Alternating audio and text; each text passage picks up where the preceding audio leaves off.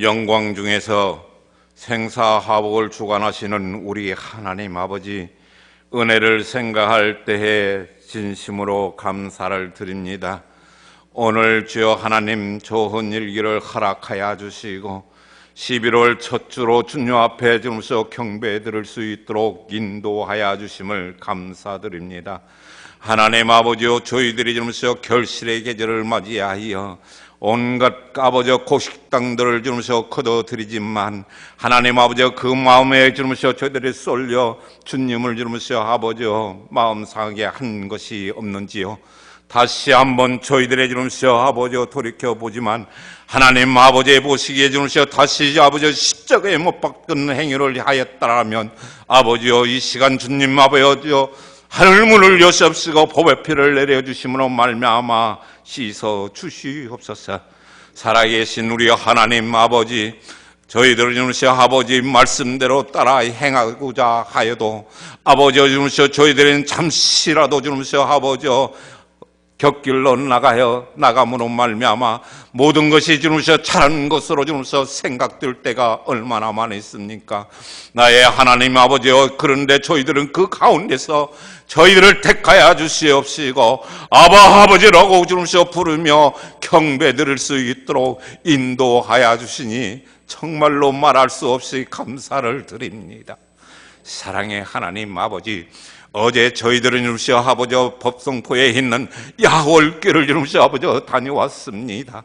아버지 그 교회에 주무셔 아버지 주무셔 60년 전에 주여 하나님 아버지요 모든 성도들이 주무셔 순교를 당했다는 것을 저희들이 들을 때, 나는 주여 하나님 아버지를 섬길 때 어떠한 모습으로 섬겨왔는지 다시 한번 주무셔 돌이켜볼 때 부끄럽기가 한량이 없나이다.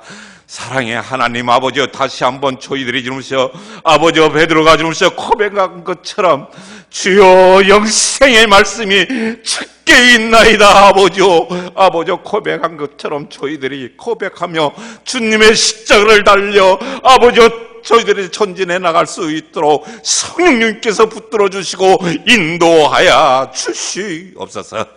사랑의 하나님 아버지여, 또한 주무셔 아버지 바울 사도가 어떤 자였습니까? 아버지를 핍박한 자였지만 주님을 주무셔 아버지 음성을 듣고 아버지 다시 한번 주무셔 저들의 생명을 주무셔 아버지 거듭남으로 말미암아 죽어도 주의 것이요 살아도 주의 것이니 내가 주의 십자가의 둯들을 향하여 달려간다라고 고백한 것처럼 저희들이 고백하면서 달려갈 수 있도록 성령님이여 이 시간 저희들에게 말씀의 능력으로 저희들을 주무셔 붙잡아 주시옵기를 진심으로 간절히 기도드렸고 원하옵나이다. 사랑의 하나님, 오늘 주여 하나님 아버지 당신이 사랑하시는 사장 목사님을 단에 세워주신 것 감사합니다. 하나님 아버지 아름다운 교회라는 제목으로서 아버지 이 시간 말씀으로 전할 때에 하나님 아버지께서 주무셔 아버지 입을 열어 전할 때마다 나의 생명의 말 요소가 될 수 있도록 역사하여 주시옵소서. 하나님 아버지 이 나라를 바라볼 때 아버지 주무셔 얼마나 주무셔 무서운 세상이 되었습니까? 무당이 주여 아버지 이 나라를 지배하였다니 하나님 아버지 저희들의 주무셔 아버지여 믿음에 잘못된 것이 아닙니까? 아버지 주무셔 다 앞으로는 그들의 주무셔 아버지 버리게 하여 주시옵시고 오로지 주여와 하나님 아버지께 둯대를 향하여 달려가는 자들을 아버지 주무셔 아버지 대통령을 세우시사 이 나라를 주무셔 믿음으로 주무셔 이끌고 나가는 나라로 바꿔 주시옵소서. 좋으시고 감사하신 우리 하나님 아버지요, 저희들이 너무나도 구할 것이 많지만 아버지 주무셔 아버지 주님께서 다 아시리라 믿습니다. 구하지 못하였지라도 주님께서 주무셔 우리 신분제들을 사랑하여 주시고 아버지 믿음으로 하나가 되게 하여 주시옵시고 한 영혼을 살리기 위하여 수목금 토요일날 아버지 금요일날로 아버지 전도 캠프를 하고 있사오니 그 거쳐간 자들마다 주여 하나님 아버지 그 마음속에 성령이 역사하여 주셔서 아버지여 저들이로서 주님을 섬기는데 조금도 부족함이 없도록 허락하게 하여 주시옵소서. 좋으시고 감사하신 우리 하나님, 찬양을 받기 위하여 아버지여, 신풍성가대를 세워주심을 감사합니다. 하나님 아버지여, 저희들이 성원을 올릴 때 주님을 주무시어 아버지여 감동시킬 수 있는 찬양의 역사가 이루어지게 하여 주시옵시고, 저희들에게 한없는 기쁨의 찬양으로 영광 돌릴 수 있도록 은총 허락하여 주옵소서. 시종일관을 우리 주님께 의탁합니다. 하나님 아버지여, 악한 영이 틈못하도록 우리 성령의 역사가 아버지 막아주시옵시고, 아버지께서만 영광 받아 주시옵소서. 믿사옵고 예수 그리스도의 이름 받들어 간절히 기도드리옵나이다. 아멘.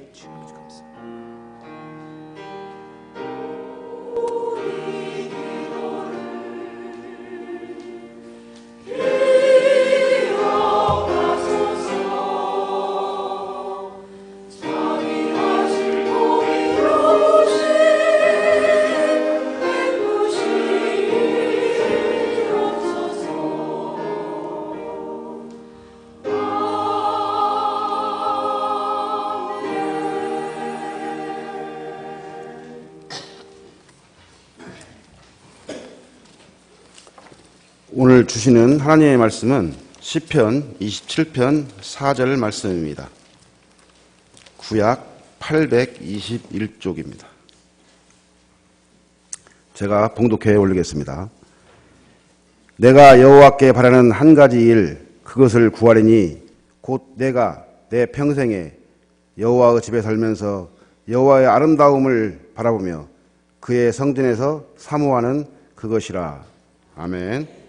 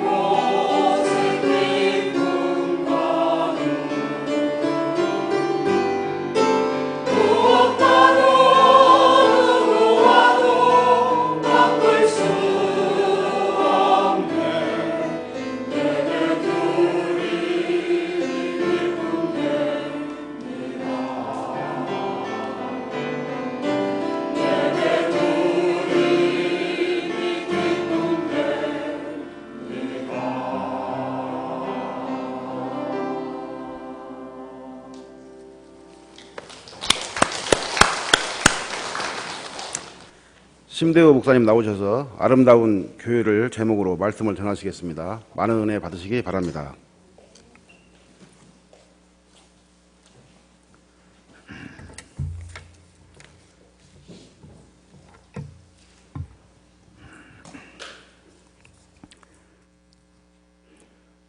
오늘 성경 말씀을 한 절만 읽었습니다. 27편 4절, 다윗이 꼭 하나님께 바라는 것이 한 가지 있는데 그것을 계속 주시라고 간구해 왔습니다. 근데 그게 뭐냐? 평생 동안 여호와의 집, 여호와의 성전, 교회에서 여호와의 아름다움을 바라보면서 사는 것이다. 아름다운 교회 안에서 예수 그리스도의 선함과 인자함과 공의로우심을 사모하면서 살아가는 것이 나의 소원이다. 그렇게 다윗은 노래했습니다. 작년 40일 특별 기도회 때 저는 저의 개인적인 소망 하나를 하나님께 열심으로 간구했습니다. 제게 논이 좀 있는데 나이도 들고 해서 이제는 농사 짓기가 힘들고 어려우니 그 논을 팔릴 수 있도록 주님 도와주십시오. 그러면서 생각하기를 우리 교회가 우리 교회 교육관 뒤에 있는 반종군 씨 집을 매입해서 주차장을 예쁘게 만들었는데 사실은 주일날만 우리 교인들이 조금 이용할 뿐 대부분은 동네 사람들이 이용을 합니다. 그래서 속으로 그것도 하나의 봉사이기는 봉사다. 그런데 이제 점점 그 주차장이 우리 본당 옆에까지 침입하는 거예요. 그래서 제가 기도하면서 이것도 주님의 뜻은 아닐 텐데 그랬더니 하나님께서 제게 이런 점을 깨닫게 했습니다. 그러면 네 돈 팔아서 교회를 좀 아름답게 장식하고 그리고 주차하지 못하도록 예쁘게 만들어 놓으면 되지 않겠느냐. 그런 생각을 제 나름대로 하면서 그러면 우리 교회를 아름답게 할 수 있는 방법이 뭐겠느냐. 아름답게 만들어 놓은 교회들 그리고 그 아름다운 교회 안에서 하나님의 인자심과 공의로우심을 바라보면서 사는 아름다운 교회를 한번 찾아봐야 되겠다. 그래서 찾아보니까 한국에서 제일 아름다운 교회는 유감이지만은 우리 개신교가 아니고 천주교 성당이었습니다. 제가 며칠 전에 우리 이희성 집사님 내유분하고 우리 내유가 거기를 직접 방문해서 살펴보고 사진을 몇 컷 찍어 가지고 와서 우리 조원윤 집사님에게 부탁을 했습니다. 설교 중에 띄워주시면 눈으로는 보시고 귀로는 제 말씀을 들으시면 되지 않겠는가. 그래서 그 컷을 지금 방영을 해주겠습니다. 조원윤 집사님 부탁합니다. 우리나라에서 가장 아름다운 성당으로 불리는 교회가 있습니다. 태극기 휘날리며 사랑과 야망, 아내가 돌아왔다 등 70여 편의 영화와 드라마를 촬영한 곳이기도 합니다. 바다에 인접한 충남 내포 땅 아산에 가면 공세리 성당이 있습니다. 내포는 한국 천주교의 요람으로서 이에 걸맞게 공세리 성당의 역사도 19세기로 거슬러 올라갑니다. 1890년 공세리는 공소를 세우게 됐는데 여러분이 아시는 대로 공수는 신부가 아직 취임하지 못하는 우리로 말하면 미조직 교회입니다. 1895년에 조금 교회가 커져서 프랑스인 에밀리오 드비지라고 하는 신부가 이 성당에 부임을 하게 됩니다. 그는 1897년 처음으로 한옥성당을 신축하게 됐고 이어서 1922년에는 직접 자기가 설계를 해서 지금의 공세리 성당을 신축하였습니다. 고딕과 로마네스크 양식이 혼합된 공세리 성당은 우아하면서도 단정하기 그지 없습니다. 그런데 언뜻 보면 근대기에 지어진 다른 성당과 그 모습이 비슷하기도 합니다. 그러면 이 성당이 가장 아름다운 성당으로 꼽히는 이유는 무엇일까? 건물의 외관도 외관이지만은 가장 매력적인 것은 주변 경관의 조화라고 말할 수 있습니다. 본래 이 성당이 위치한 1만여 평의 30m 좀 되는 높은 산 위에 세워진 이 부지는 예로부터 충청도 일대에서 거두어들인 세곡을 저장하던 공세 창고가 있던 곳입니다. 조선조 성종 9년 이곳에 세곡 해운창이 설치되고 중종 18년에 80칸의 창고가 지어지고 영조 38년에 폐창이 될 때까지 300년 동안 세곡 창고로 운영되었던 곳입니다. 충청남도 지정문화재 144호이면서 2005년도에 한국관광공사가 대한민국을 대표하는 가장 아름다운 교회로 선정한 성당이기도 합니다. 350년이 넘는 국가보호수도 5그루나 있고 그에 버금가는 오래된 거목들이 성당의 아름다움을 더해주고 있으며 보는 지점이나 계절마다 다르게 보이는 독특한 매력을 지니고 있는 교회입니다. 그리고 성당 한쪽에는 박물관도 예쁘게 지어져 있습니다. 사제관을 박물관으로 바꾼 것입니다.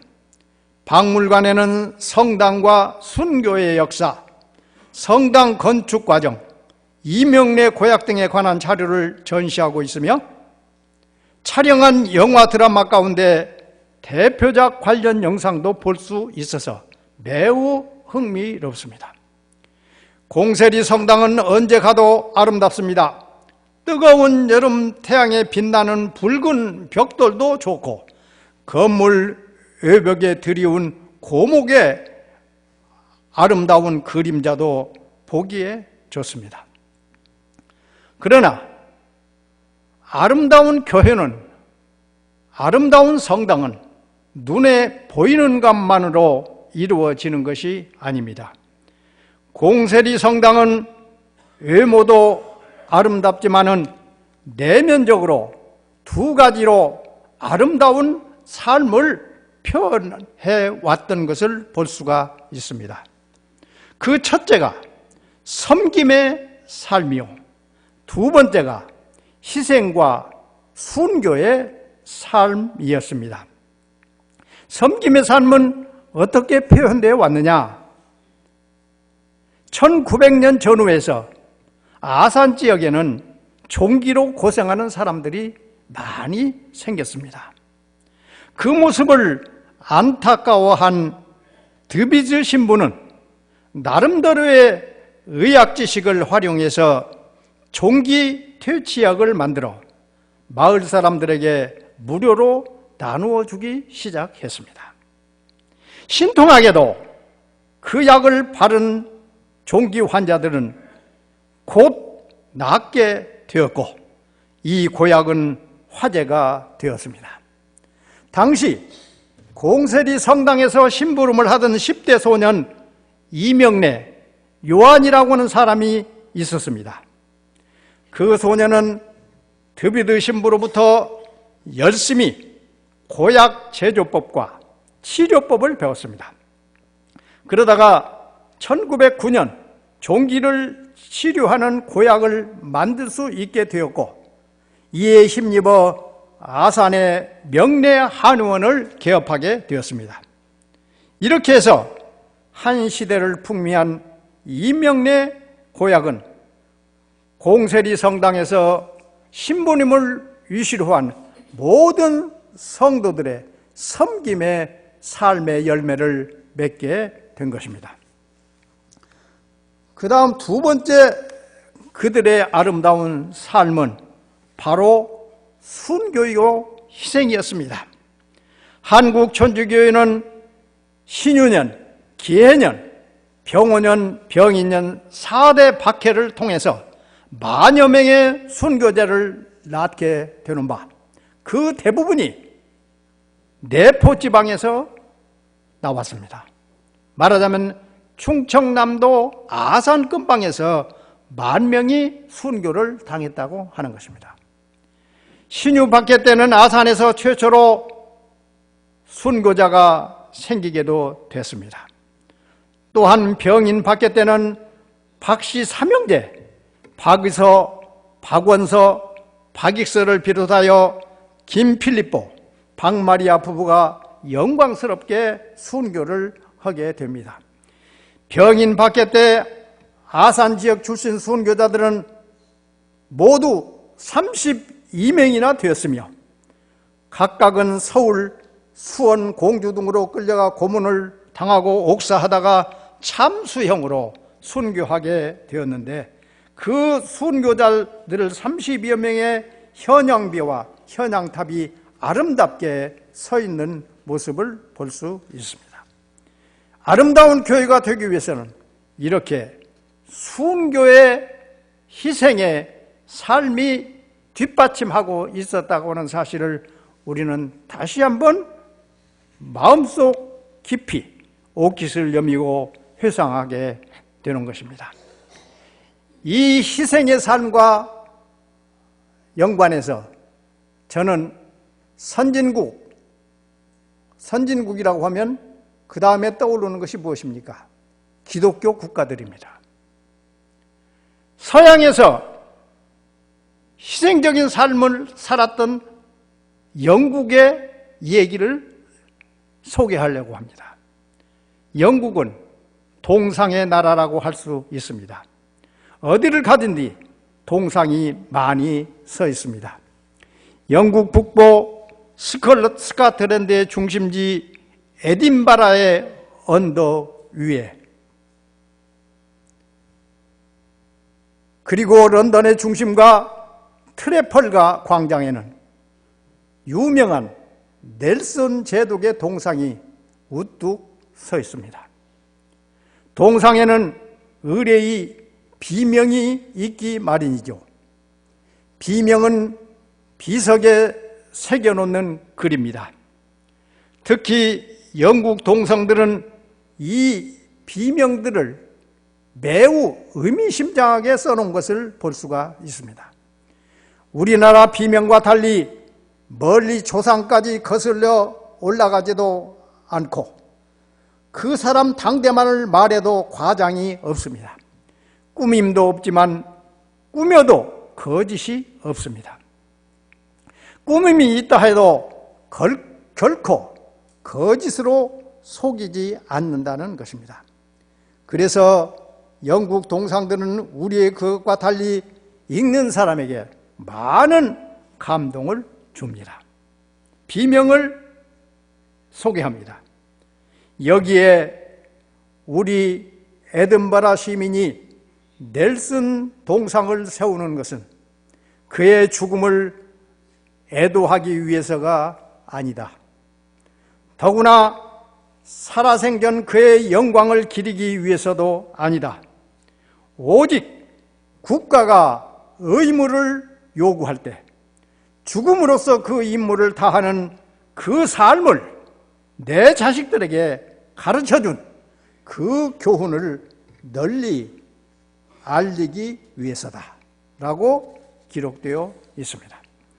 국가가 의무를 요구할 때 정말 하나뿐인 생명까지도 바치며 그 임무를 수행해 나갑니다. 우리나라의 이순신 장군처럼 넬슨은 그런 사람이었습니다. 죽기 12년 전 프랑스 해군과 이 바다 저 바다에서 싸우다 오른쪽 눈을 잃어 외눈비기가 되기도 했고 오른팔을 잃어 외파리가 되기도 했습니다. 1805년 프랑스 에스파냐 연합함대를 트레펄가 앞바다에서 격몰시키고 자신은 죽었습니다. 그때 나이 47세였습니다. 문제는 이런 넬슨이 우리 조선에는 아무리 눈을 닫고 역사를 훑어봐도 이순신 장군 한 사람뿐이지만은 영국에는 수없이 많다는 것입니다. 당장 이튼스쿨을 가보면 알 수가 있습니다. 세계적인 명문 고등학교입니다. 우리 부부도 1987년 그 이튼스쿨을 가봤는데 그 유명한 것에 비해서 건물도 아주 시원찮습니다. 그런데 특이한 것은 그 교정이 온통 무덤이라고 하는 것입니다. 당장 나라를 위해 의무를 다하다가 죽은 졸업생들의 시신이 그 교정 여기저기에 묻혀 있습니다. 세계 1차, 2차 대전에 죽은 이튼스쿨 졸업생이 비공식 기록으로 5,000명입니다. 그런데 기가 막힌 것은 이튼스쿨 졸업생이래야 한 해에 250명씩입니다. 그러니까 20년 동안의 졸업생이 다 죽었다는 것입니다.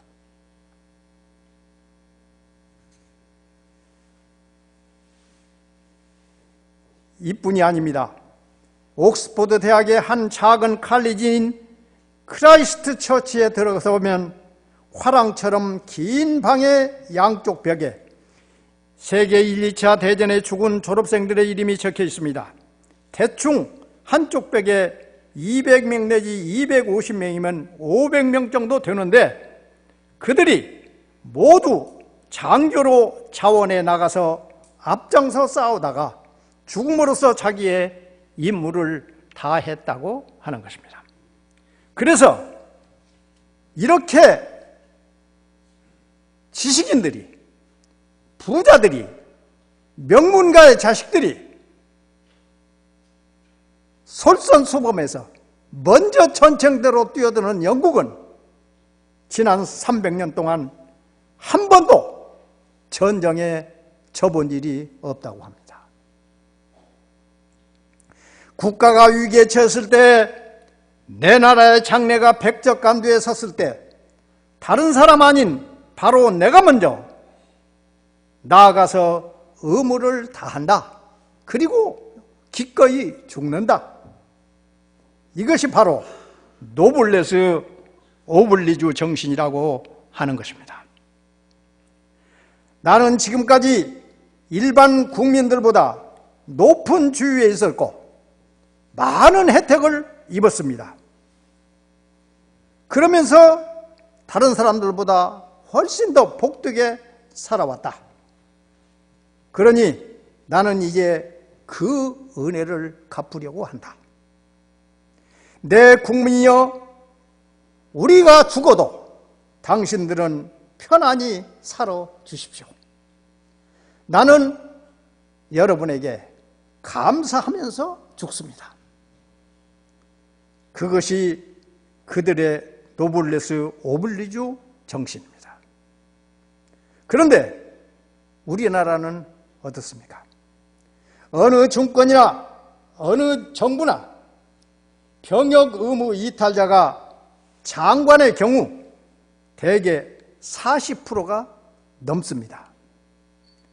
적은 경우도 30%는 전후합니다. 일반 국민 병역 면제자는 4%인데 장관이나 재벌이나 국회의원들 자녀들은 면제율이 그 10배, 40%라고 하는 것입니다. 그리고 우리나라에 소위 잘 나가는 사람들은 머릿속에 무슨 생각이 있는가 하면 높은 자리는 우리 거야. 죽을 자리는 국민들 당신 거고 좋은 자리는 내 거고 힘든 자리는 너희들 거야. 이게 2조 때부터 뼛속 깊이 스며져 있는 이 땅의 백성들의 생각입니다. 이래가지고 나라가 잘 될 수 있겠습니까? 공세리 성당이 아름다운 성당인 것은 만여 명의 순교자를 배출했기 때문입니다. 그들의 피가 공세리를 아름답게 만들고 그 성당을 한국의 제일 아름다운 성당으로 만든 것입니다. 아름다운 교회, 아름다운 교회를 바라보면서 살기를 원하는 다윗의 노래가 여러분의 노래가 되기를 기도합니다. 기도하겠습니다. 고마우신 아버지 하나님, 우리 교회를 사랑해 주시고 아름다운 교회로 만들어 주시기를 소원합니다. 그리고 우리의 마음이 주의 아름다움을 사모하며 그의 선함과 인자심과 공의로우심을 마음에 품으면서 살아가는 축복받은 성도들이 되시기를 간절히 기도하오 예수님의 이름으로 기도하옵나이다. 아멘.